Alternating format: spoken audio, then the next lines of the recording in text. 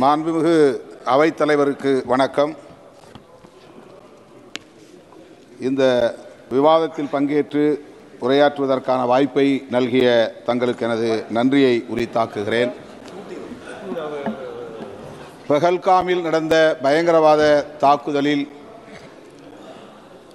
அப்பாவி பொதுமக்கள் 26 பேர் படுகொலை செய்யப்பட்டனர். அந்த தாக்குதலை வன்மையாக கண்டிப்பதோடு உயிரிழந்த 26 பேர் குடும்பத்தினருக்கும் எனது ஆழ்ந்த இரங்கலை தெரிவித்துக் கொள்கிறேன்.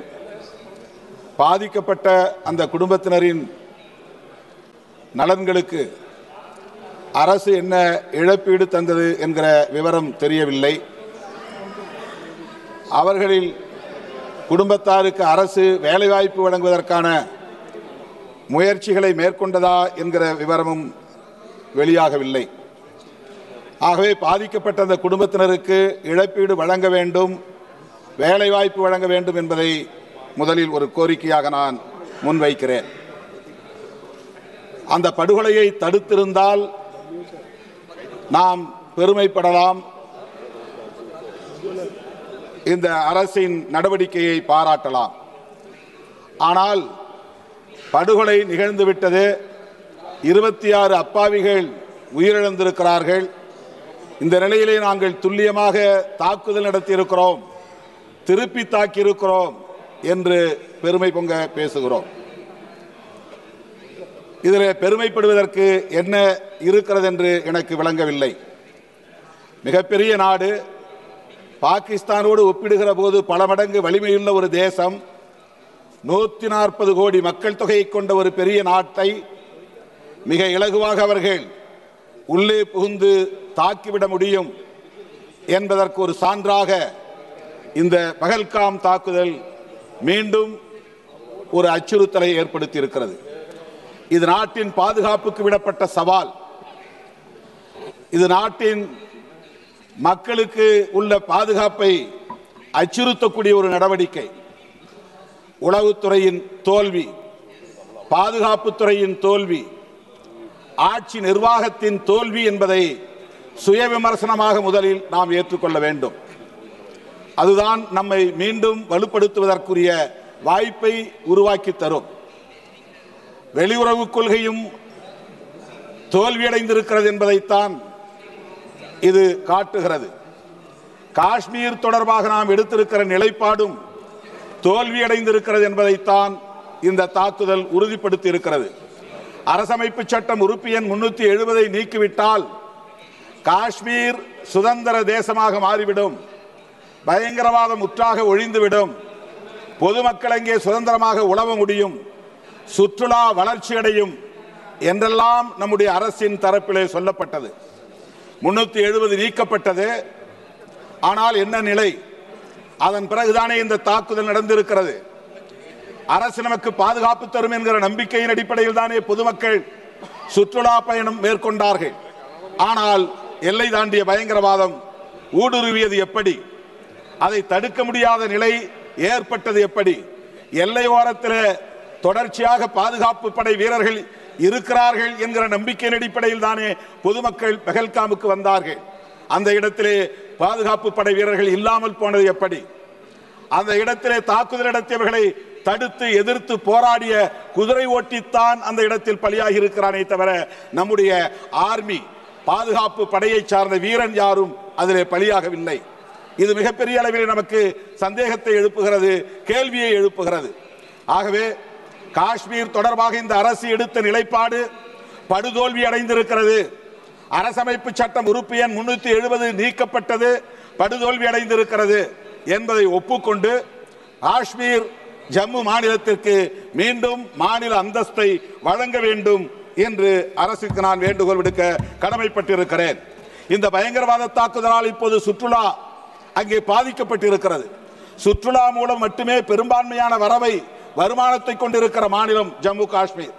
இன்றைக்கு அதனால் ஏற்பட்டிருக்கிற பாதிப்பை ஈடு செய்யும் வகையில் நம்முடைய மைய அரசு, ஒன்றிய அரசு சிறப்பு பொருளாதார உதவியை ஜம்மு காஷ்மீர் மாநிலங்களுக்கு வழங்க வேண்டும், மாநிலத்திற்கு வழங்க வேண்டும் என்று கேட்டுக்கொள்கிறேன். 2023-2024 ஆண்டிய டிஃபென்ஸ் ஸ்டாண்டிங் கமிட்டி, அந்த நிலைக்குழு இது தொடர்பான ஆய்வை செய்து விமானப்படையில் போதிய விமானங்கள் இல்லை, விமானப்படை மேலும் நவீனமயப்படுத்தப்பட வேண்டும், இன்னும் பைலட்டுகள் விமான ஓட்டிகளின் எண்ணிக்கையை பெருக்க வேண்டும் போன்ற பரிந்துரைகளை வழங்கியது. ஆனால் இதுவரையில் அது குறித்து அரசு எந்த முயற்சியையும் மேற்கொள்ளவில்லை. ரஃபேல் விமானம் சுட்டு வீழ்த்தப்பட்டதாக பாகிஸ்தான் கூறுகிறது. நாம் சொல்லுகிறோம் அவர்களை துல்லியமாக தாக்கினோம், அந்த பயங்கரவாதிகளின் பதுங்கு முகாம்களை அழித்தோம் என்றெல்லாம் பெருமை பொங்க சொல்லுகிறோம். பாகிஸ்தான் அரசும் அப்படித்தான் சொல்லுகிறது. ஸ்ரீநகர், ஜம்மு, பூஜ், பத்திண்டா போன்ற பல பகுதிகளை சுட்டிக்காட்டி இங்கெல்லாம் நாங்கள் தாக்குதல் நடத்தியிருக்கிறோம், ரஃபேல் விமானங்கள் 2 விமானங்களை சுட்டு வீழ்த்தி இருக்கிறோம் என்று சொல்லுகிறார்கள். இது எது உண்மை என்பது நமக்கு தெரியவில்லை, பொதுமக்களுக்கு புரியவில்லை. ரஃபேல் விமானங்கள் சுட்டு வீழ்த்தப்பட்டது உண்மையாக இருந்தால் அந்த விமான தொடர்பாக நடந்த ஊழல் குறித்த விசாரணை தேவைப்படுகிறது. ரஷ்யாவை மட்டுமே ராணுவ தளவாடங்களுக்கு நம்பியிருப்பதை அரசு கைவிட வேண்டும். இன்னும் பல நம்பிக்கைக்குரிய நாடுகளோடு ஒப்பந்தம் போட்டுக்கொண்டு அந்த ட்ரோன் போன்ற தொழில்நுட்பத்தை மேம்படுத்துவதற்கு, விமானங்களின் எண்ணிக்கையை உயர்த்துவதற்கு அரசு முன்வர வேண்டும் என்று கேட்டுக்கொள்கிறேன். சர்வதேச அரங்கில் இந்திய தேசத்தின் நன்மதிப்பு பாதிக்கப்பட்டிருக்கிறது. இந்த விவகாரத்தில் பெஹல்காம் பயங்கரவாத தாக்குதலை எத்தனை நாடுகள் கண்டித்திருக்கின்றன? அமெரிக்க அரசின் நிலைப்பாடு என்ன? அந்த நாட்டின் ராணுவ அதிகாரியை அழைத்து அவர் விருந்து கொடுக்கிறார். அதற்கு என்ன பொருள்? இந்தியா எங்களுக்கு ஒரு பொருட்டு இல்லை என்று ட்ரம்ப் வெளிப்படையாக சொல்லுகிறார். இந்த போரை நான் தான் நிறுத்தினேன், இந்திய அரசு நிறுத்தவில்லை என்று சொல்லுகிறார். நம்முடைய இறையாண்மையை கேள்விக்குள்ளாக்கக்கூடிய அமெரிக்க அரசை எதிர்த்து நாம் என்ன நிலைப்பாட்டை எடுத்திருக்கிறோம்?